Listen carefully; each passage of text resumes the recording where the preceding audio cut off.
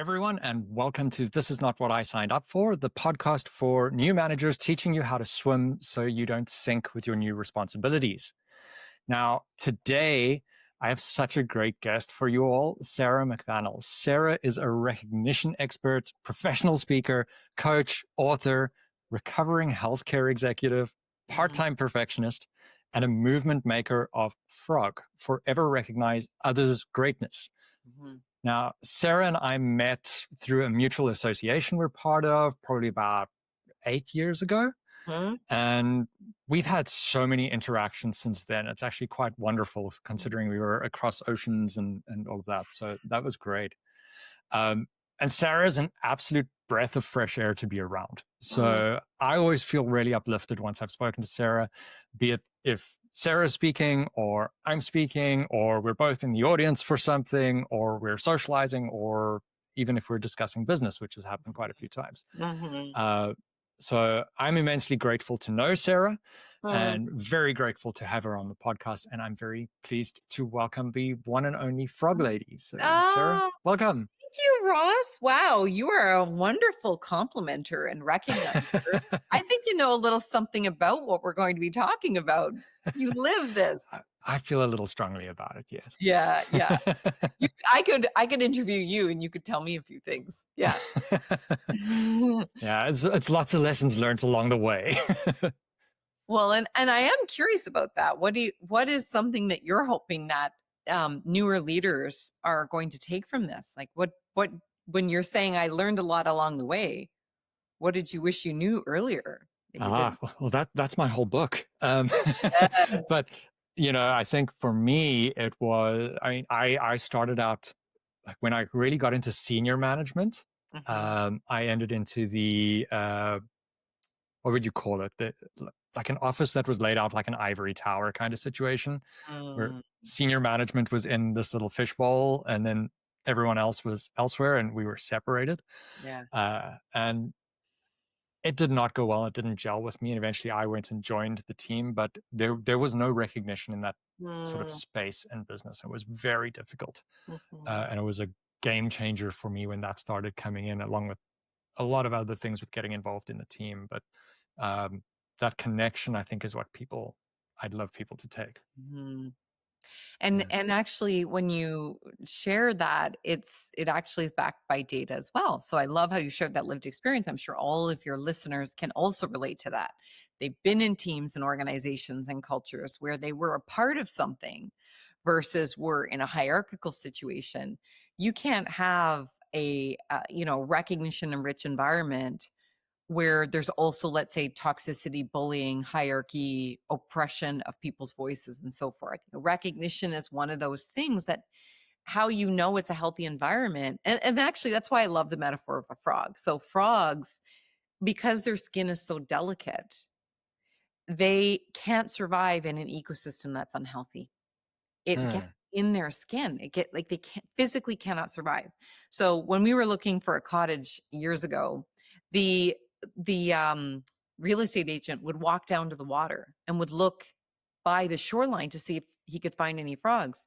And when I asked him, why do you keep going straight there? I want to see the cottage. He said, well, I'm not going to have your children swim in a lake if it's not healthy. I'm looking for frogs.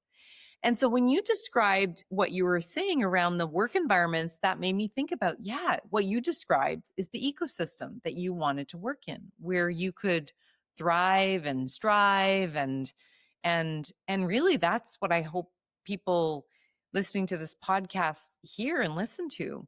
You actually know how to be a great leader. Be the kind of leader you always love to work for and that you would choose every time. It's interesting you say that because a lot of my views on recognition come from one particular executive that I worked for many, many years ago. Tell me. And just how he would never kind of take the wind out of your sails or anything. And if the team did something good, it was the team named by name as to who did this. And he could easily have taken credit for things and he never would. And he was so hard on that stance of things.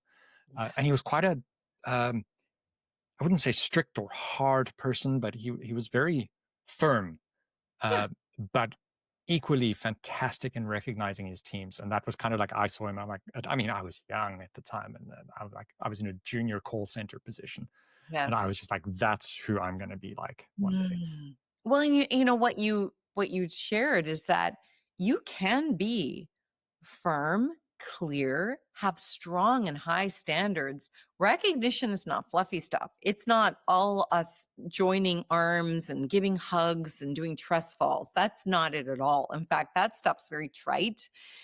That if you had that, but then you had and people can sniff out something that's Yeah, I have a few not. regular listeners that are breathing a sigh of relief right now. Yeah, exactly.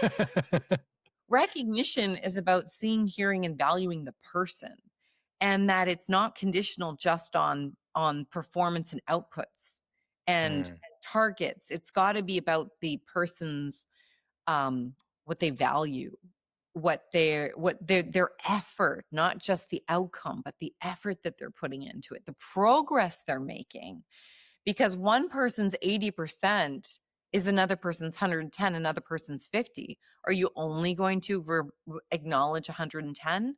Well, what if the person is 50? You can get it to 75. That's worth acknowledging. How are they going to get there? It's by acknowledging what's working along the way. mm, And it's not all conditional. That's where favoritism and this sense of competition can come into play. Inadvertently, sometimes people think, oh no, we've got these ambitious targets. We want to recognize and we want to reward when people are meeting and surpassing the targets. But then it becomes performative and mm. external validation as opposed to valuing the person. Yeah, Um, that ties so into those KPIs and things. We had an episode a few episodes back that was very much on that as well. Well, Great. if Well, people will work hard to achieve those KPIs if they feel like they are invested in it being a shared we. And I yeah. promised you data, and I skipped past it right to talk about that that metaphor. But here's the data maybe that will also assure your listeners. So when they Harvard Business Review, they did a big survey about 2 years ago, and they asked people about how well their leader recognized them. And then they also ask them how likely they are to stay. The leaders who were in the top 10 percentile, top 10% of recognition. In other words, people felt these were the best leaders at recognizing, like your boss that you said you wanted to work for. They were very unlikely to have any plans to leave. They were the Mm, most loyal, the most likely to stay. The leaders in the bottom 10%. So the rated by their people who report to them, the worst at recognizing, there is an extremely high turnover intention. And those of us in human resources know that if people plan to leave, that is one of your best predictors of turnover. mm. So even in environments where it may not be the same competitive job market or employers driven market the way it was during the Great Resignation, we still don't want people to be planning to leave as soon as they can, because Oh, for how sure. how great are people's performance and sense of connection and community when they're kind of emotionally not so connected anymore at work. Mm. Yeah. Sure. This is going to be a lot to unpack. I love it. Awesome. Right. So uh, we are talking, and I'm sure everyone's got that now. We're talking about recognition today, and I think we're getting, if you listen to that whole topic, it really is a superpower. Mhm. Um, so, Sarah, when we talk about this, and we've gone through a bit of what recognition is, the data, and things like that. Um, I want to speak about the different types of recognition. Mm. So, like, you hit on there, and we hit on sort of that KPIs and seeing someone as a person. But Mm. what types of recognition can there be in a team? What do we mean by it? I actually ask people when they're in my audience, what's if you could only receive recognition in one way for the rest of your career or anywhere in your life, what would it be? And there's always somebody who jokes money or a car, a trip, there's always got to be. And then people chuckle because, yeah, that would be nice. However, consistently what people say is tell me thank you and give me specific acknowledgement. Hopefully, sincere, and it's in a timely fashion. So 95% of people say tell me thank you. 92% of people say make it sincere and specific in any modality. And 88% of people say write me a note. And I Hmm. don't know about you, but I hold on to my notes. I've got a little box over here. I use them as bookmarks. If I'm having a rough day, I just need to rummage around that box. And even if I don't remember who wrote it, because I'm thinking, when did I work with a Todd? I don't know, but it seemed like how I performed in that project. So thanks, Todd, for writing me that note, however long ago that was. And it seems like it's too simple to be an effective strategy. And yet, I'm curious for you, Ross, have you ever received a note in the context of work that was personalized, it was specific, and you held on to it? I have. I too have a little memories box. Mm-hmm. It's like a little container that's followed me from South Africa when I moved to Canada. It's still around and it's still got those little notes in it. I have received that. Yeah. And do you ever do anything with it? Do you look at it when you need it, or I um from time to time I do, and like whenever it's my memories box. So every time mm, I have something new that's special and sentimental, it kind of goes in there. And generally, whenever I put something new in there, end up going through it and kind right. of looking through. So Right. Well, and you know what? That's a great suggestion to leaders who aren't sure if they are going to be good at recognition. Go and look at recognition that's been meaningful to you. You mm, had a lovely strategy you suggest earlier. Think about the best boss you've ever worked for and how they recognized you and how they made you feel and how they interacted with you. And you don't have to reinvent the wheel. Do what works. Do what works well for you. Now, there is something called the platinum rule. So, the golden rule being treat others the way you want to be treated. The platinum rule is treat others the way they want to be treated. So, mm. start with recognizing people in a way that you know works for you, because then at least it feels comfortable. If you want to really practice your relatability skills, your connection, your adaptability muscles, leaders, um, try to find out how people want to be recognized. We actually sometimes encourage people to fill out, encourage their staff to fill out a recognition checklist. We have one on our website on Greatness Magnified. There's a cool stuff section with lots of free resources, and that's one of them. We'll Um, link to that. okay, awesome. Because I mean, I'm curious about you.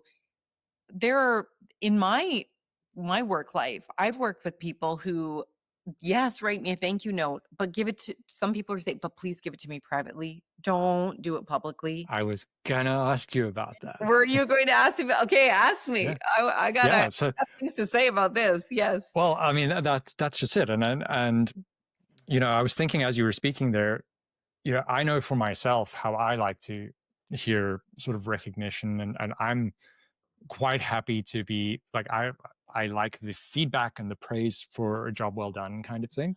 Hmm. But I know that I've had colleagues as well, and I'm quite happy to have sort of public recognition. Hmm. And I worked with a colleague for a while where she would be mortified for Yes. public recognition about something, and she just needed a little note like that. And also speaking to what you were mentioning with people joking about a financial reward, I do have some former colleagues, and I'm curious about your views here because they Mm. are like purely financial. Like, put it in my bank account. That's the thank you I need. And I'm curious as to how you balance that around the different team members. And you've mentioned getting to know the people and responding as a person. How do you manage that as the manager? Yes. So that recognition checklist is the fastest way to get that lay of the land. The first page is about all the different ways in which we can recognize people: gift cards, coffee, a thank you, a note, all of those things. People rate on a scale of 1 to 5. How important and meaningful that would be to them. And then on the back, it asks things like, on a continuum of private to public, where are you at?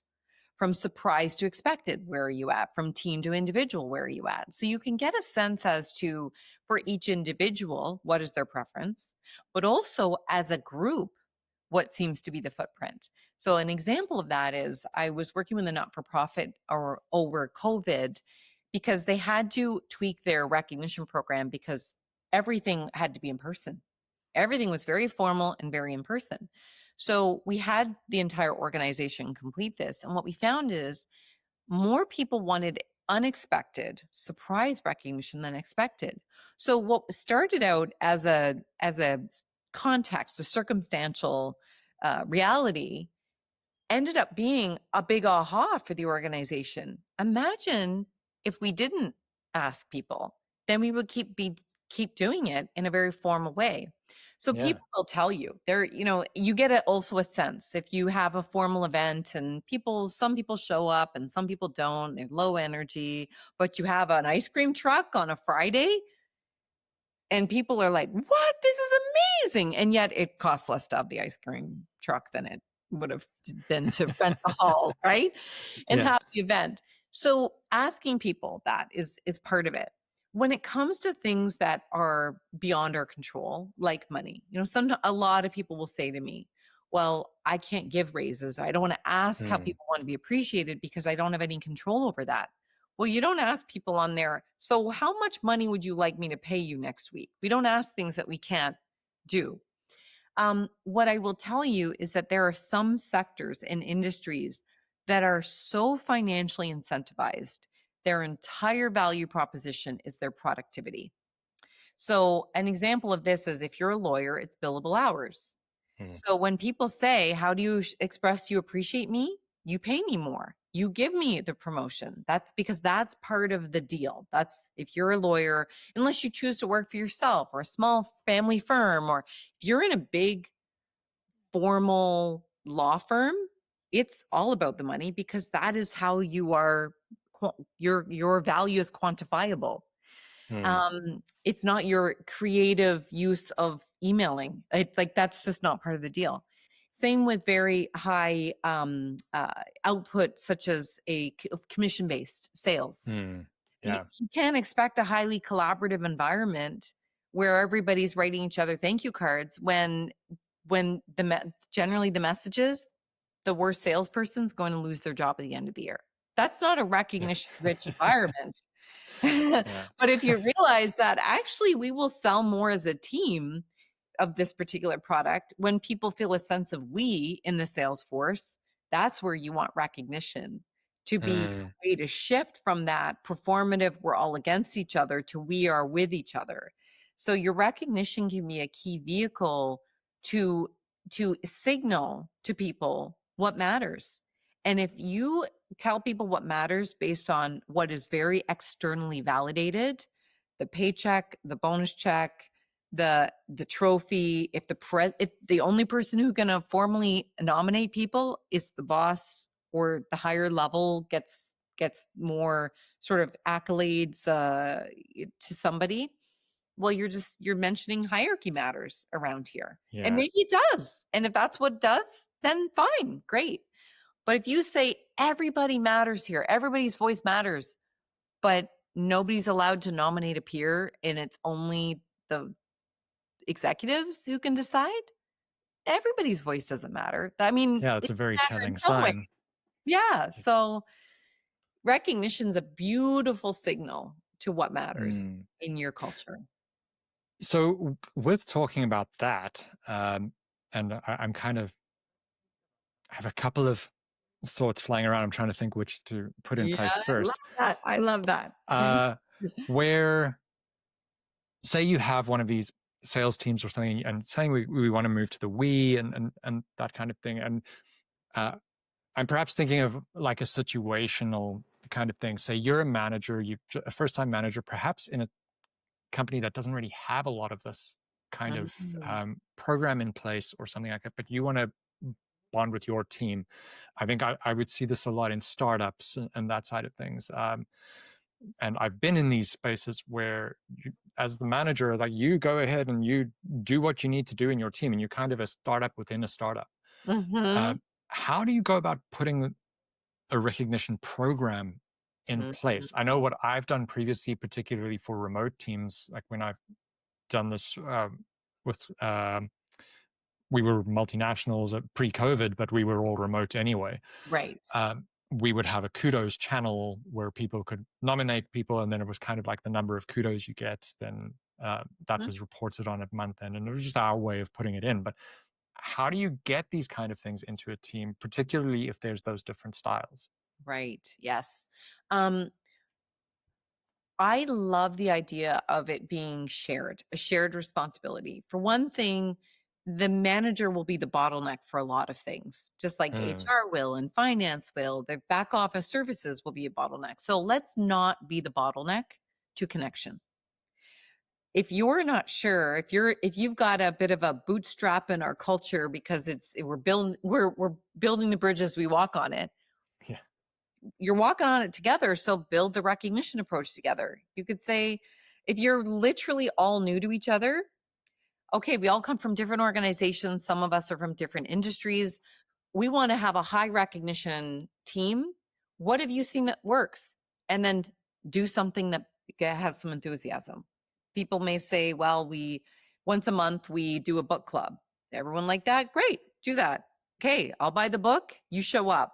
Great. If somebody else says we buy coffee for each other, somebody else might say we celebrate birthdays. I was in a team once where the person whose birthday it was bought the dessert because they didn't want to eat slab cakes. Like lemon, dollop cookies. Everyone had to eat your lemon dollop cookies because it was your birthday, so you don't have slab cake. And that I was, like that. you're laughing. It was cute, right? That's what worked for them. And somebody else would say, I am not buying my own birthday thing, but I do want to celebrate birthdays. Great. So you can another team, they have an arrangement with the local cupcake place. Everybody told them what their favorite cupcake was. The cupcake place had the dates, and they would bring them over. It was this whole, because they had this lovely administrative assistant who was super organized, and she loved to Mm. do that. But that's the only team I've ever heard that has this cupcake delivery sort of situation that happens. And so it's not that there's any one way to do it. The Mm. point is, and I hope this is coming clear with all those examples, is manager, if you're not sure, you don't have to have all the answers. And isn't that true of everything, right? Oh, I don't know is a perfectly acceptable answer. Yes, yes. And you know what? It may not be, in this case, it's not that they don't know, it's just I want everyone to own it. Mm. This is our team. This is our culture. This is our way that we recognize here. How do you think that we should recognize, if we were to recognize on a weekly basis? What would we recognize? How would we acknowledge it? Would we want to measure it, quantify it? Would it be informal? What might we do? I am speaking for an organization in a few weeks from now, and they're launching a new recognition program. And it's a really, really, really formal way that they're doing it. And they want me to reinforce it. And I was sharing with them, I love that it's formal. I love that it's great. I know this is outside of my job requirements here as a speaker, but may I give you a few suggestions and piece of feedback? And I don't think they liked it because it was too formal, and they were creating bottlenecks. Well, it's their organization, it's their process. They can do whatever they want, but I can spot the bottlenecks. And what I asked was, so tell me, when you looked at your engagement survey results and people said that they wanted to improve recognition, tell me about how you got between that result and this. Somebody did it as a project. Mm. There was no discussion with the people Yeah. who gave the feedback. Oh, I was like, oh, I'm just thinking, please, please, please don't let this be a train wreck, because like there's such love and heart that's behind what's been built.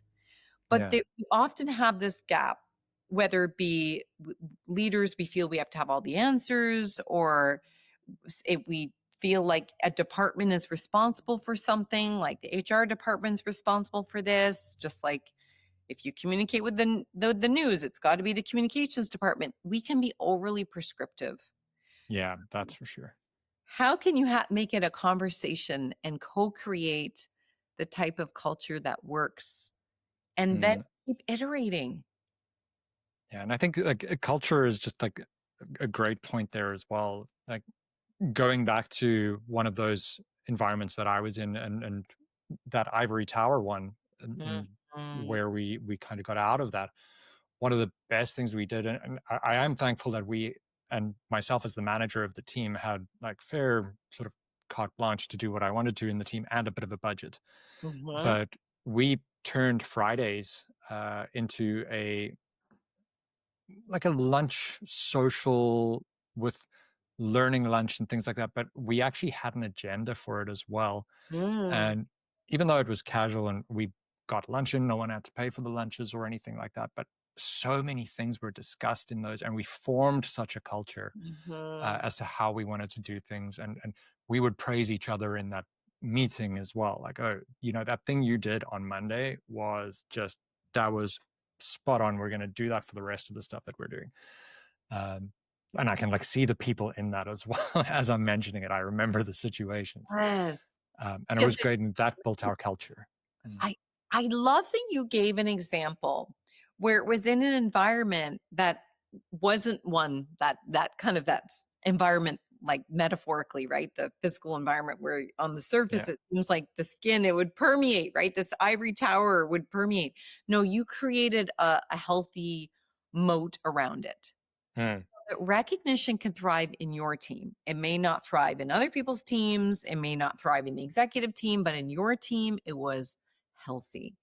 And I Yeah. hope that leaders who are obviously they're interested in this, if they're listening to this episode, that they feel empowered to try to create the kind of environment that they would choose to work in, even if it's not representative of the larger context, because everything changes. You know, the way in which Yeah. things were a year ago, 10 years ago, 100 years ago, when it comes to work are different. So be the different, be the person who enables that to happen. You know, Yeah. we just came back from launching a thankful movement. We went to the Netherlands and we brought compliments from Canadian healthcare providers to people in the Netherlands. And I will tell you, a lot of the Dutch, they speak very English really, really well, but I didn't always, not everyone. I could physically see in people's faces how much a compliment given by a colleague in another language that I do not speak, how it would land. Did it Mm. tickle their funny bone? Did it hit them in the heart and all the feels? Did it make them think? Did it hit their like on more like a values soul level? If you look, you can see it.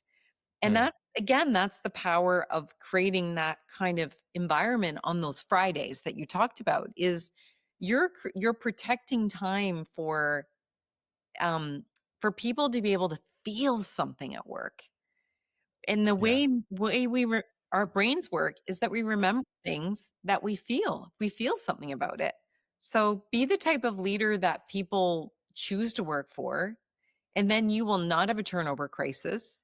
And if you decide as a leader that you can't build that kind of culture in the organization that you're in, maybe you need to lead somewhere else, but probably you'll get a lot farther because there will be other people who will say, "Oh, how did you do that? Oh, Yeah. Ross, how did you get this amazingly connected team?" And they all are willing to show up on a Friday. And then you'll be able to mentor the next leader and the next leader. And then slowly you've got this lovely groundswell of Mm. culture birthed from the grassroots kind of thing, as opposed to expecting culture to be something that is determined on high, so to speak. Yeah. Yeah. For sure. Oh, uh, yeah. I'm remembering back to it. It was just great for that as well. I do want to say from what I was saying, where I said I had some budget available for these things. You don't need a budget available for it Ah, either. And I so think that's true. an important thing to realize as well. That there are so many things you can do. Well, for this complimenting experience that we did, I had to be able to pack on an airplane, and I wasn't being paid to do this. This was something that our family chose to do. So we printed compliments on business cards, and we brought pens with us. And that's what that so what was that? $200 maybe that we invested, quote, invested in the materials to do this. And people will hold on to those compliments. They'll probably never get rid of them because it was so, as my kids accuse me of being random, it was so random, but it was a good, hopefully good kind of random. It was surprising. Yeah. And things that are surprising, again, are also more memorable and shareable and Yeah. curiosity provoking. So yeah, you, as you were saying, you could have some post-it notes and a pen. That can Yeah. be the way in which you write notes. You've got words that cost nothing. You've got team chats, as you were saying, people put the chats in the notes in the chat. That costs nothing. You don't have to have a budget. Yeah. And in fact, sometimes people have to get out of their own way, assuming that the budget is the enabler. No. Yeah. Yeah. If you're only ever paying appreciation, well, then it's probably transactional. I shouldn't say Mm. always. However, if we believe the only things that actually are recognition you have to pay for, it's probably more like a reward and Yeah. it's not actually recognition. Absolutely. Oh, that hits home as well. Mhm. For working before with free meals, free pizza is great until you just keep getting free pizza. It's like, okay, Right. this not going to cut it. Really, is I don't feel valued. Yeah. Well, and sometimes people will say to me, we've been doing pizza parties for people and now they're asking for something different. People are so entitled. And I'll say, well, maybe they're not entitled. Maybe they're telling you what they would like.